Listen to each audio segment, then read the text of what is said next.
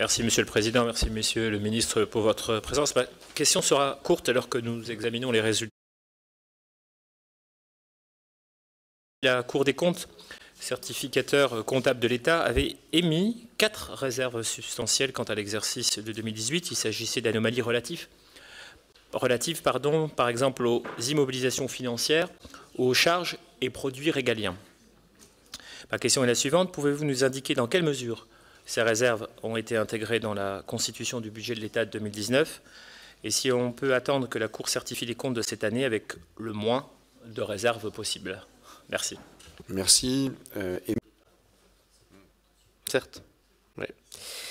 Alors, nous avons un certain nombre de questions. La première question est celle des réserves. On a, je crois, bien travaillé sur les réserves. On a obtenu nos 3%. On a même, pour l'avenir, été plus intelligent encore, puisqu'on a vraiment mis la réserve sur là où on pouvait vraiment geler, et pas là où on était automatiquement, monsieur le rapporteur général s'en souvient, quelque chose qui était déjà, notamment les prestations sociales.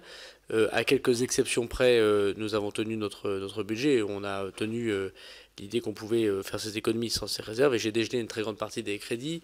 Et singulièrement d'ailleurs, ce qui toujours pose un certain nombre de problèmes, c'est notamment les questions militaires, avec les montants les plus importants. Et donc on a été au rendez-vous, et je pense que ces réserves, elles permettent de dire que notre budget il est sincère, réduit à 3% de réserve.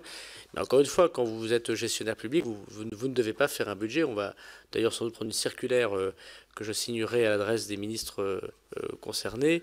Il ne faut pas considérer que 100% de son budget, c'est y compris avec la réserve. Chacun le connaît. Le but du jeu de faire des réserves minimes, c'est bien effectivement de jouer le jeu de la taxation interministérielle lorsqu'elle est au rendez-vous, parce que pour plein de raisons, cela arrive, il faut évidemment le limiter le plus possible. Et donc oui, le but du jeu du gouvernement, c'est de continuer pour l'année 2021, lorsqu'il a préparé son budget, à la fois être sincère dans ses chiffres, pas de décret d'avance, et de garder un taux de réserve extrêmement bas. En tout cas, c'est ce qu'on proposera à la représentation nationale.